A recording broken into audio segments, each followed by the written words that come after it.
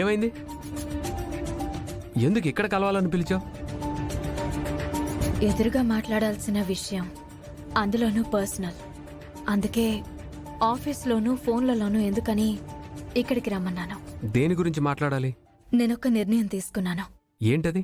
దేనికైనా ఒక ముగింపు ఉండాలి. అందుకే ఈరోజు మన సమస్యకు ఒక ముగింపును పలుకుదామని అనుకుంటున్నాను. చాలాసార్లు మీరు అత్తయ్య నన్ను ఇంటికి రమ్మని బ్రతిమలాడారు. అవును, నువ్వు జరిగినవన్నీ మర్చిపోయి తిరిగి ఇంటికి రావాలని, నువ్వు వచ్చేంత వరకు రోజుకొక్కసారైనా అడుగుతూనే ఉంటాను. నువ్వు నా ఇంట్లో అడుగు పెట్టిన రోజునే మాకు మనశ్శాంతిగా ఉంటుంది. మేము చేసిన తప్పుకి ప్రాయశ్చిత్తం చేసుకున్నట్టు అవుతుంది. వచ్చేయవని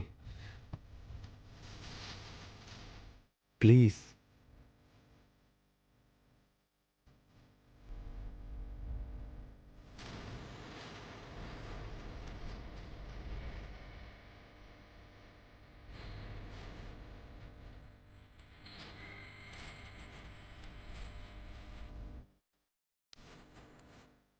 రావాలని నిర్ణయించుకున్నాను.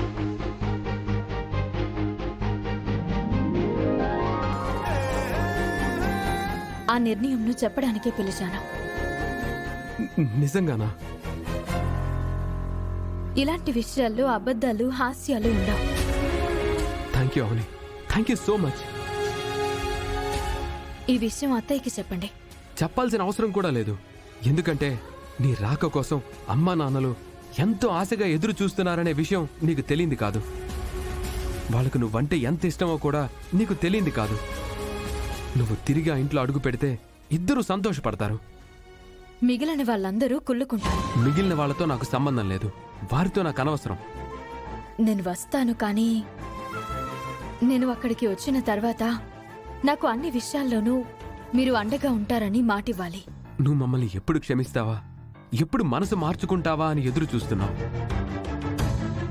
నీకు మాటిస్తున్నాను, ఏ విషయంలోనైనా కానీ నీకండగా నేనుంటాను.